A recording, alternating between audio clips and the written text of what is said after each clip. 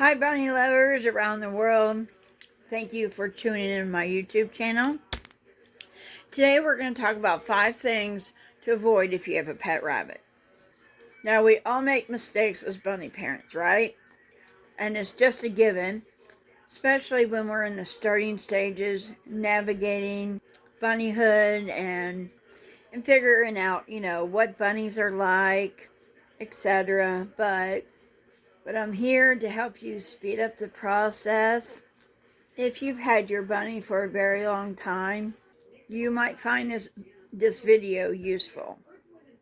And with that said, here are 5 things to avoid with a bunny, if you have a pet bunny. And before we dig right into some, if you could hit that like button, subscribe if you haven't, hit that notification bell so you get all my notifications when I upload a video, and let's dive right through this. Number 1, predators. People really underestimate this. And listen, I've been there. If you see a cute puppy or a adorable little kitten and they thought they could bring over their pet dog or pet cat to bring it over to meet your bunny. And they might think it's cute and fun, maybe get a video of it. Listen, it's really not worth the risk. And that's first of all. The stuff you see on TikTok and YouTube and Instagram, and it goes viral on your bunnies or their bunnies, and you see the cats getting along with the bunny or the dog getting along with the bunny, and sometimes when a rabbit and a puppy grow up together from birth to adulthood, and they can get along swimmingly. And I'm sure that under extreme supervision for those videos or pictures. Having said that, doesn't mean it's a good idea to induce them. And it's not a good idea to introduce them to your dog or cat or whatever animal that you think it would be cute to introduce them. After all, these are predators, and they have been known to chase and attack rabbits. And sometimes people will go to other extremes,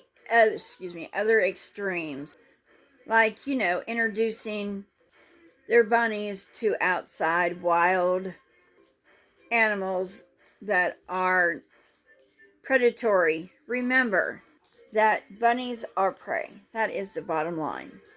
They are at the bottom of the food chain.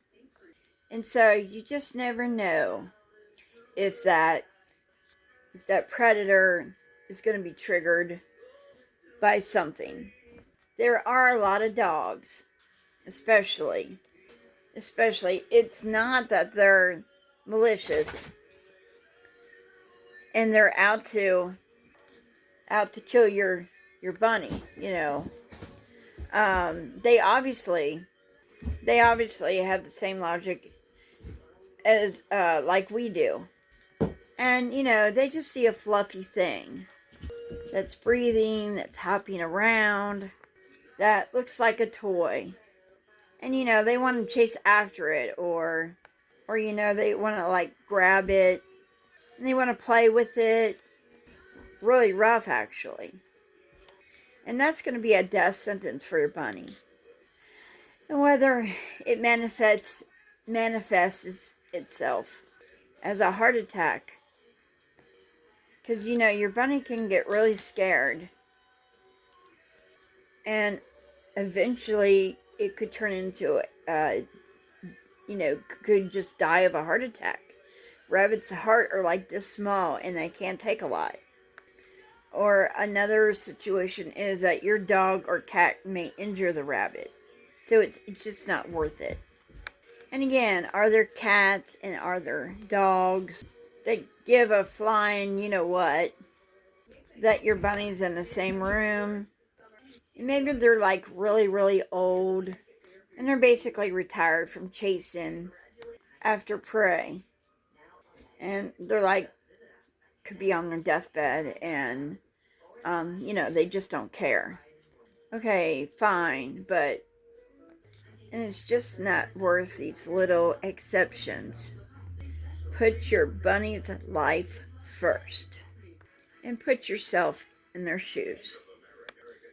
Number 2, leaving your rabbit home or alone for too long. That's number 2 here. Okay, what constitutes as being too long? Being alone for too long. It's just going to be a little bit arbitrary, but probably, more than half a day, right? Anything more than approximately 12 hours, that's going to be too long. If you go to the store and come back, or, you have to go to the grocery store, whatever store you have to go to, a couple hours, that's fine, but more than 12 hours is just too much, and that's where you should draw the line. They're not like cats. With cats, you can just leave food out for the weekend and some water and go camping or what have you, for a couple of days. Bunnies need constantly monitored. They need to be constantly fed, their hay constantly refilled, their water bowls refilled, their pellets if you give them pellets. And they're very codependent. And they're not as dependent as dogs and cats. And the reason why I kind of put like 12 hours on this, if you're gone for the day at work or whatever, I don't know, like 7, 8 hours, what a normal work day is. And your rabbit is likely, if you're working during the day, it's sleeping during the day, so that's not a big deal. But during their active hours, they need your full attention. But furthermore, I want to highlight the separation anxiety and the loneliness your rabbit would feel if being left alone for more than a day or a half a day. Rabbits are social animals, and they need that interaction from you, or whether it's someone else, just a living being, or whether it's another bunny partner. And if they're just sitting around by themselves for like 12 plus hours, they're going to get depressed, and they're going to wonder where you are. They're going to be confused, and they're going to miss you.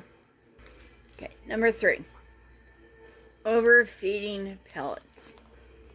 Now this one is so easy to do, and I definitely fell into that trap myself until I did some research and realized that they don't need to have a gigantic big bowl of pellets. Now, don't get me wrong, it's okay as babies. They're supposed to have unlimited pellets and, of course, unlimited hay all through their life. But in the beginning, as babies, when they start eating on their own, you're supposed to give them unlimited amount of alfalfa pellets, not Timothy pellets, at least until they're 6 months of age, and then you transition them to the Timothy. Let's get back to what I was saying.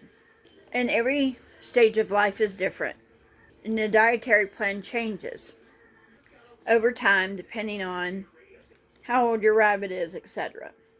And I'm going to say there's sort of kind of 2 extremes to the spectrum, and then there's a middle ground. On one hand, if you got a baby bunny and they're still growing, about younger than 6 months, they're going to need that unlimited amount of alfalfa pellets.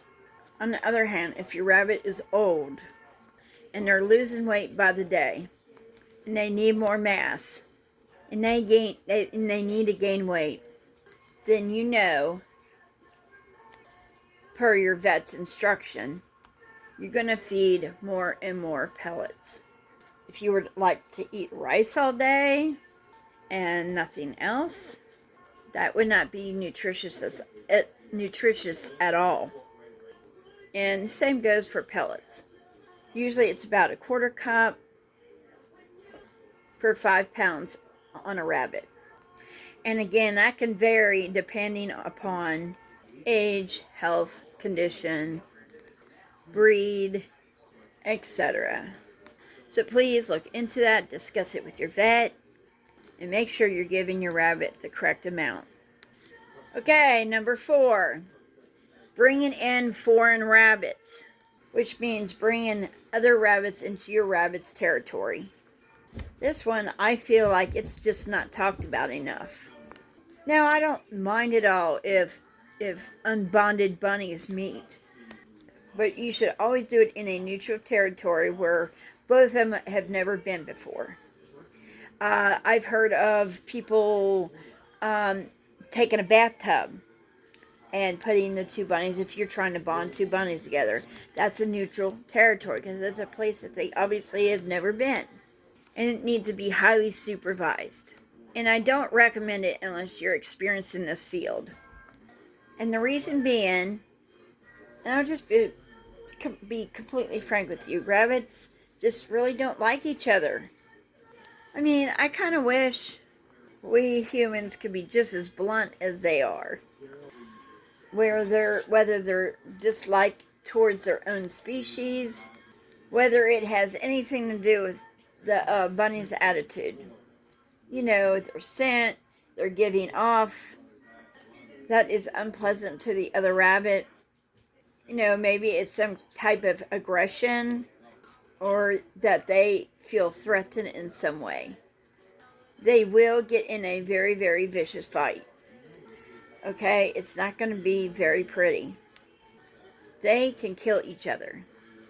They can tear each other's eyes out. And they can draw blood.